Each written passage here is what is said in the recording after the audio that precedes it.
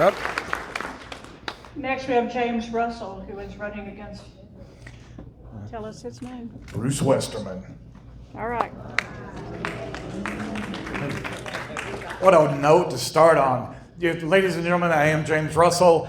Many of you just know me as Russ. And yes, I am running for Congress in the 4th District here in Arkansas, trying to unseat Bruce Westerman.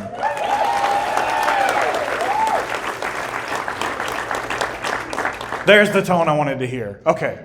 A lot of y'all know a lot about me, so I'll be really brief. 25 years in the healthcare industry. The last 12 of those have been me and my wife running an outpatient mental health care clinic based in Little Rock, serving the state through telehealth.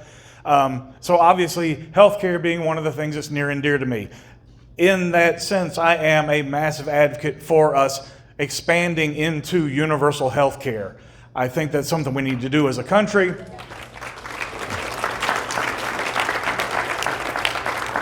Thank you very much. I have said repeatedly, it is something that is so difficult that only every other developed nation on the planet has figured it out.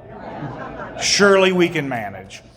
No, it's an indication that we just haven't made it a priority. We haven't had the political will to do it. It is obviously not a problem of money. We obviously have the money to engage in unending military conflict on a whim. We obviously didn't have a problem blowing up the budget to put armed forces out on the street in masks with the expansion of ICE. So we have no trouble coming up with money when we decide it's important. What we have trouble with is people willing to stand up to make the decisions of what is or is not important to us as a society.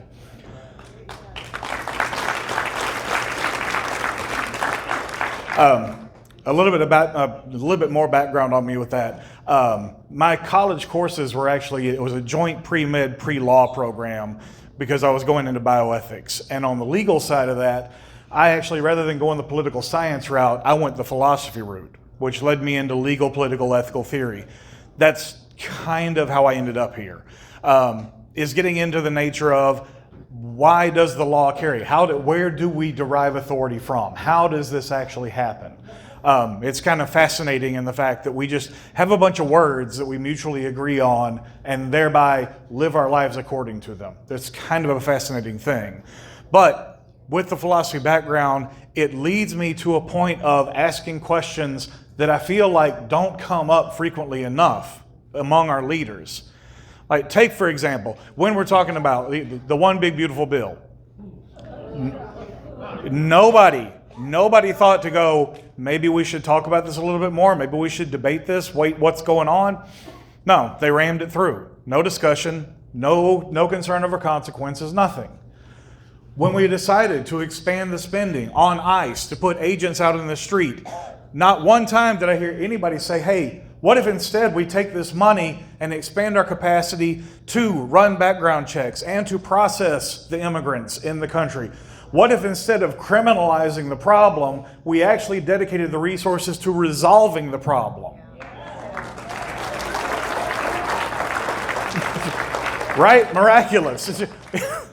It is simply a question of not having someone in there either willing to ask the question or having someone in there to whom the question occurs to ask.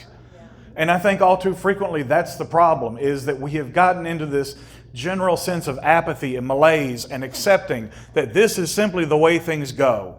And I know I've seen that throughout my lifetime. I've seen so many times, and we see it here in Arkansas in voter turnout. We see this sense of apathy that has taken over to where everybody, it just doesn't matter. There's no sense in it. It's just the way it is. No, that is fundamentally wrong. Nothing simply exists in that way. Life and our society are what we make of it. The power, I will steal from Kelly before she gets up here. The power resides with the people.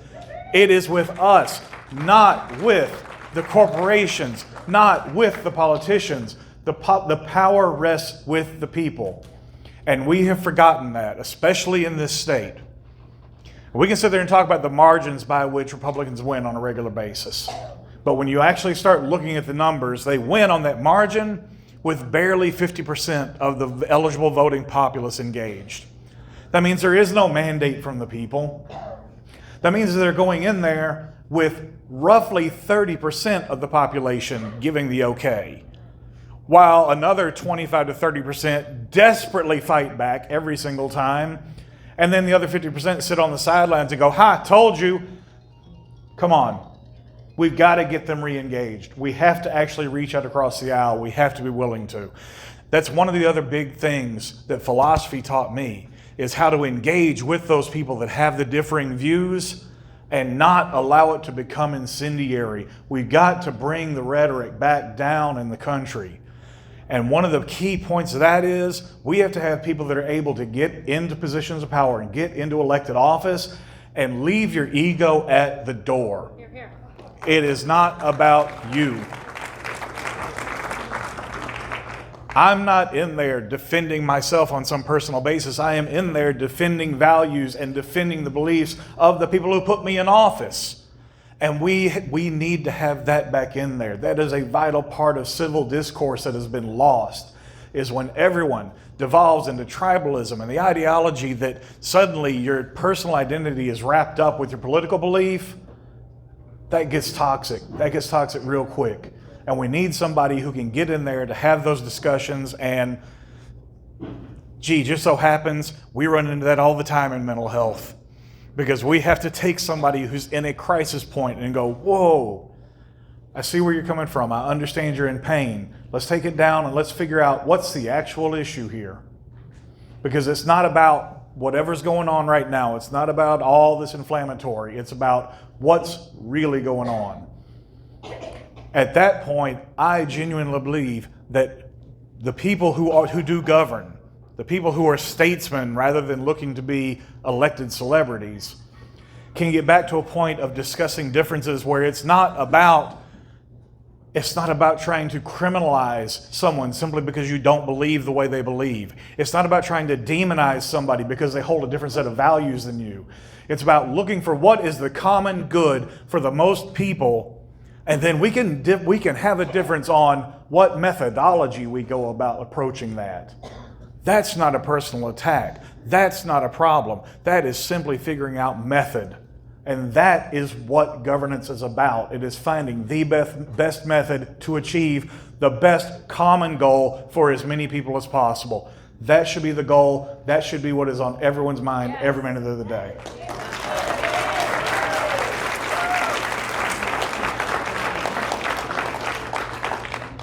Okay, I saw you were up. I was seeing if you're coming to get me or just tell me. We finally got the film, so Chris is going to be after you. Oh, okay. So, does anybody have some questions for Russ? I'll take questions. If anybody has any, happy to. Well, let's see it. I like what you're saying, but in addition to the things like healthcare and things like this, are we going to hold that orange turd accountable, him and his cronies, and not let him get away with it? Because if we let them get away with it, that's a sign for somebody else to come along and say, "Well, they got away with it." No, wait, we have to. If we do not hold them accountable, it's a blank check to just do this all over again. And I'm sorry, I am not about having a rerun of this. Look, we should have learned the lesson the first time through. We didn't need version 2. So yes.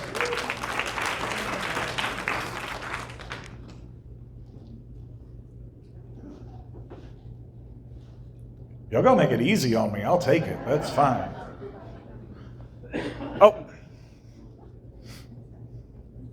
Yeah, I think most of the people here would be agree with you on the program. We all have the same beliefs about what we like to see our country going with killing our country right now, erosion of our civil rights, etc. But how do you go out and reach out to somebody on a one-on-one basis and change them? How do you have that conversation with them? What's the best way to approach it? If I sat down across the table from me, I'd probably we could argue about policy, etc. I might be able to win over my side. But am I reaching them through the internet? Am I getting them on TV? No, that's my question. What's the demographics of like? I can tell you right now that my own experience, at least, the best way of doing that has been one-on-one. We actually, we've been all over the place, so you have to forgive me. We've been running 350 miles a day in some cases. We've been out 12, 18 hours at a time. It was not this past Monday, but the previous one. We were in Russellville that morning for a meet and greet. We're at a coffee shop, and there was this young man there. He was in college, and he saw us there. He came over to just start asking questions. And he said point blank, he's like, I'm a Republican. I've been one my entire life. That's how my family got raised. Okay, that's fine. We can still talk. And we did, and we chatted, and he asked questions, and he got down to issues that I was actually happy to hear a young man of his age asking. He's more engaged than I would have thought normally. But he walked away going, you have my vote. I'm still a Republican, but you have my vote. So how do you replicate that? When you're one man going door to door having meetings like I replicate that by driving 350 miles a day and meeting as many people as possible. It is having those debates and having those discussions. And it is a thing that can be done. I don't hold the belief that I'm anything special. I don't hold the belief that I'm anything more than anyone else in this room is capable of doing. We can all have those discussions because we can all sit and talk to somebody and find where is that common ground that we agree on. You know, they're Republican. Okay, if they're an actual Republican and they're not, as we said, an orange cultist of some type, then we're still dealing with reason. We're still dealing with logic. We're still dealing with a rational chain of thought. We're not dealing with some other issue. At that point, we win. Because anyone that's still engaging in rational thought, if they're not, look, I am not going to sit here. It would be just completely dishonest to me to sit here and say that we are going to sway die-hard Trump voters. You're not. That's why I'm not trying to. There's no sense in it. They are our countrymen. They are our fellow citizens. We do have to live with them. We have to live in peace with them. But to think that we are somehow going to sway them in a single cycle rather than over a period of time by showing them what works and demonstrating which policies are in their advantage and actually build the country up, it'd be intellectually dishonest to say that. But the rational Republican voter or the person who's simply grown up in a family where that's what they've been told, you can reach out to them on a rational basis with policy decision by just what I said. Don't let the ego get in the way. Don't let that incendiary, inflammatory rhetoric come in there. But how do you get the ones on the sidelines to join in the debate? They want to. That's the thing, is they do want to. They feel left out. The way you get them back in the debate is by going to where they are. And I'm sure some other fellow candidates are going to say this too. It's been going to the places where they're historically ignored. Like we ended up holding a town hall in Wilmer, Arkansas. If you don't know where that is, that's the point. They had never had a congressional candidate show up there. You can hit the big population centers. You can hit the places where they expect to see you. But where they're forgotten about is the small rural communities. And I have said repeatedly, the people that live there normally by choice because they want to live somewhere they are left alone. But what has happened is we have mistaken leaving someone alone for forgetting them. So by going back, listening to them, engaging and inviting them into the conversation, it has turned minds repeatedly.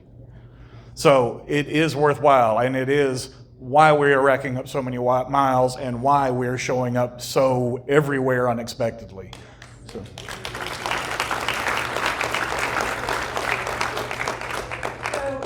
I hate to cut it short. No. We have a film, we hope, from Chris Jones.